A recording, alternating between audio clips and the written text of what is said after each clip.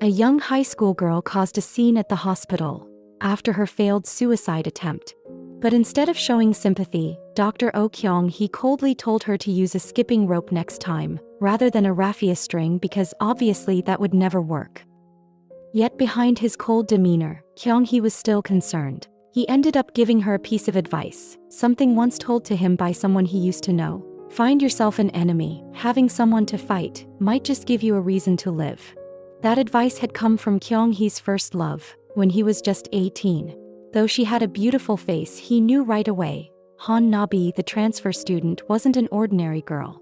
But then again, neither was Kyung-hee. With his strange appearance and complete disregard for anything but studying, he didn't exactly blend in.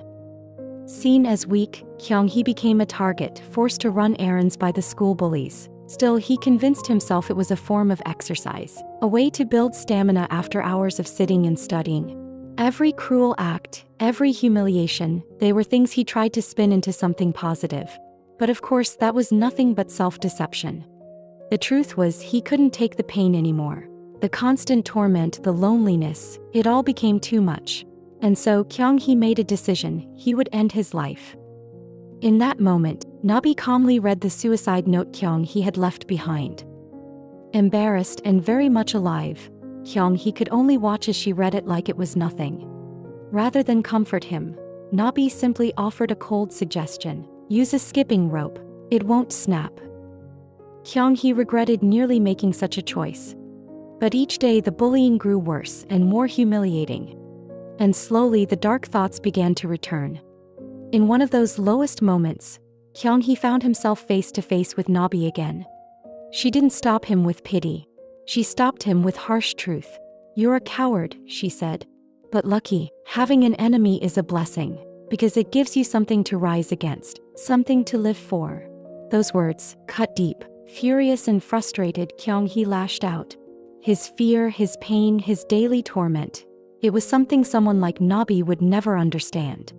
But his anger didn't drive her away. It touched her. And so, Nabi decided to hit them back, where their pride couldn't take it. With Kyung-hee trailing behind her, Nabi marched up to the group's leader, Ki-ho.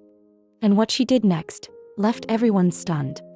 She made a fool out of Ki-ho, and the students couldn't stop laughing. Nabi grabbed Kyung-hee's hand and pulled him into a run.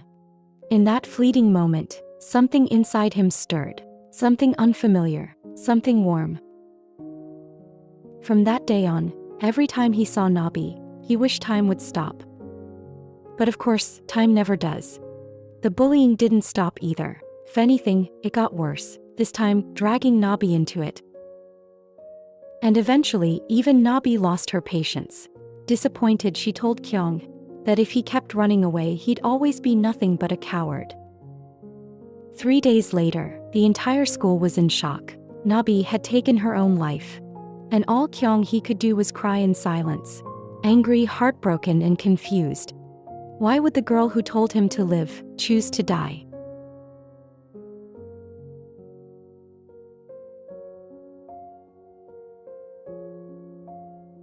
Now in the present, Kyung-hee still couldn't seem to forget Nabi.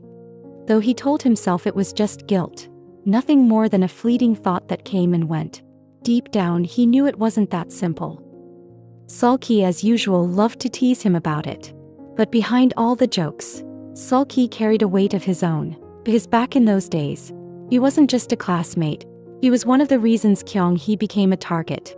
The bullying, it started with Sulky.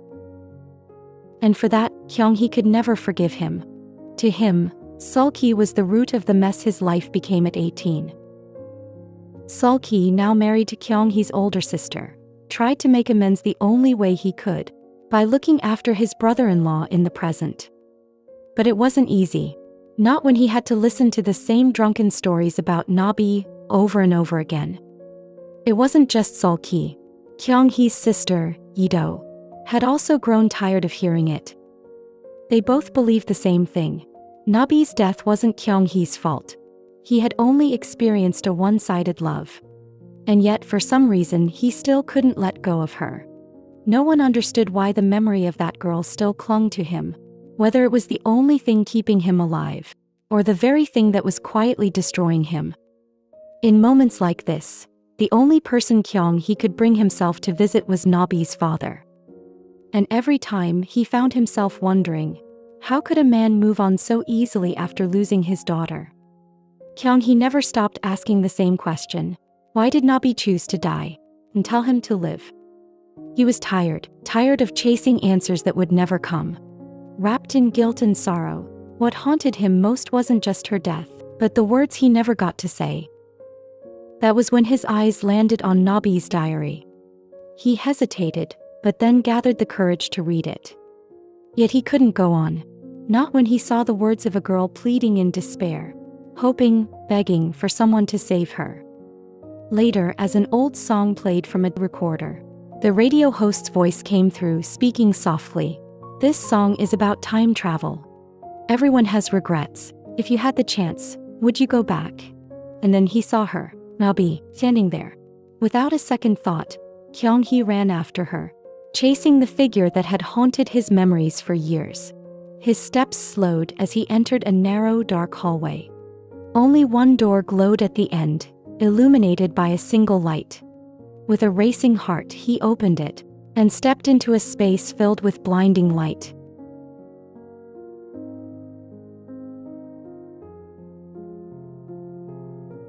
Kyung-hee started his morning with Yi-do's nagging, but something felt off. What was Yi-do even doing in his house? And why did she look so much younger? He began to notice other odd things too, like how different his room looked.